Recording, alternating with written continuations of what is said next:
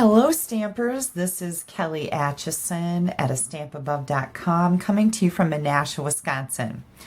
Today I wanted to give you a little tip on how I do most of my coloring when I have cards that need to be colored. So first of all, I love our Aqua Painters.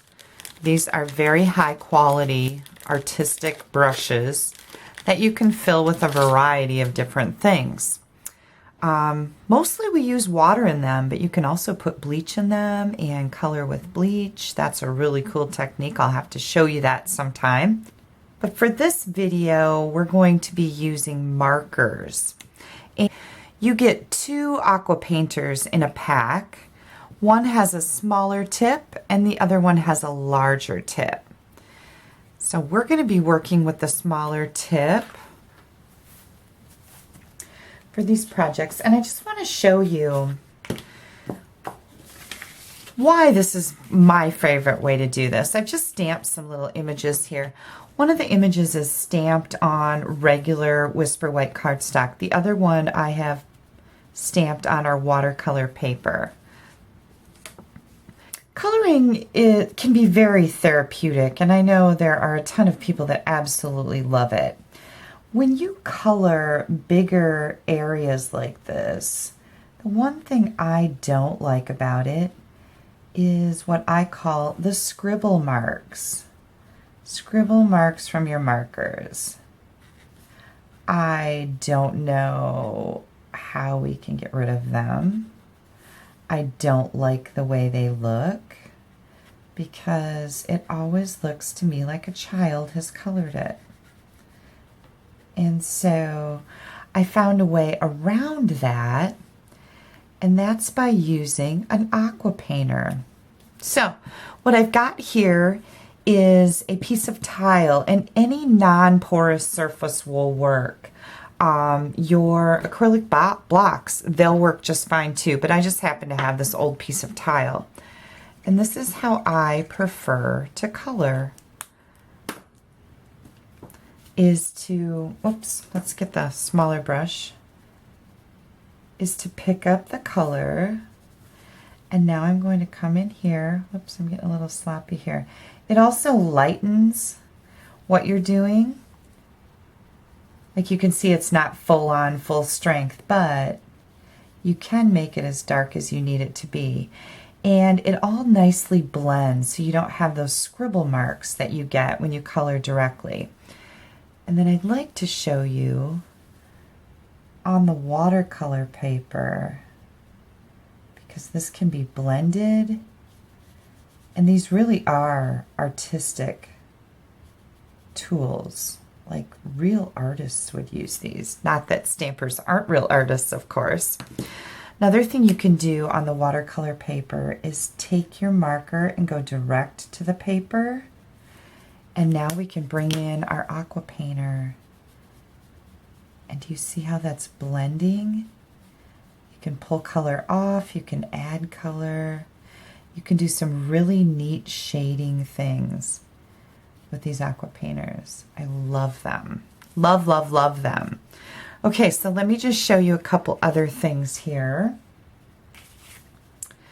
One thing that I like to do when you're stamping snowmen, and it is the season, right, is to come in with a gray or a blue to do a little bit of shadow for your snowmen. Oh, and you'll notice to clean off your Aqua Painter, you just wipe it back and forth until there's no more color left on it. And I'm going to just come in here and shade my little snowman. This again gives you that look of an artist, like you are a real artist. I don't know, I'm just mesmerized by that, I guess. And then let's put some shading down below our snowman. Isn't that easy? Look at how easy that is. I mean, it doesn't get much better than that. Now, if I were to complete this, I would take my marker, and on littler things like noses or buttons or stuff like that, I would just color it in with the marker direct, but I would always use the Aqua Painter for bigger areas so that it doesn't look all scribbly. I mean, you can see the difference between those two. All right, so that's how you would shade or add some shadow to a snowman.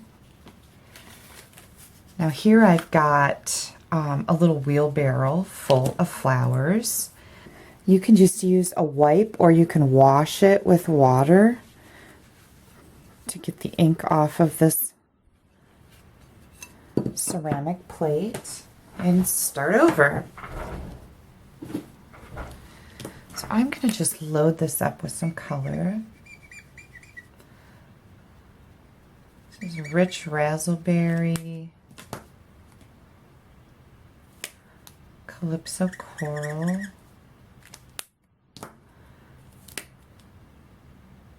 so saffron. How about some pool party here? And some old olive. And then I'm going to go with some gray here.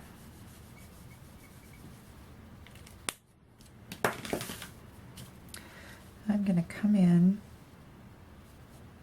And I always like to have a little scrap paper because a lot of times my color is darker than I would like it to be, so I can kind of rub some of it off on there. Just going to come in here and I'm going to color my little wheelbarrow. If you need more water, you just squeeze your Aqua Painter a little bit and you'll get some more water coming out. I'm just going to color this in gray. This is actually smoky slate. Go a little bit darker on my wheel.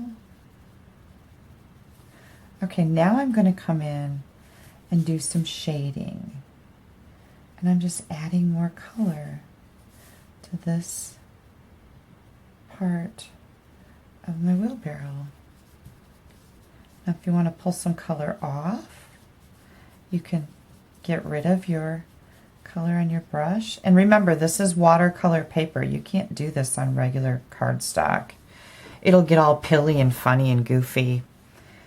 Okay, I'm going to come in here. These leaves are small enough that I would probably color them in just with my marker direct, but you can also do some neat shading things with them. I don't know if you can see that. This is, you know, pretty small.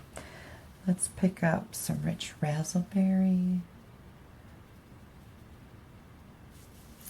Now, our wheelbarrow's kind of hanging out in limbo there, so I'm going to give it some ground.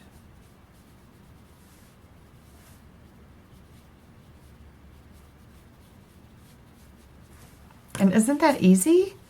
It's so simple. I love this technique. I love using my markers like this with an Aqua Painter to get some really beautiful, artistic things going on here.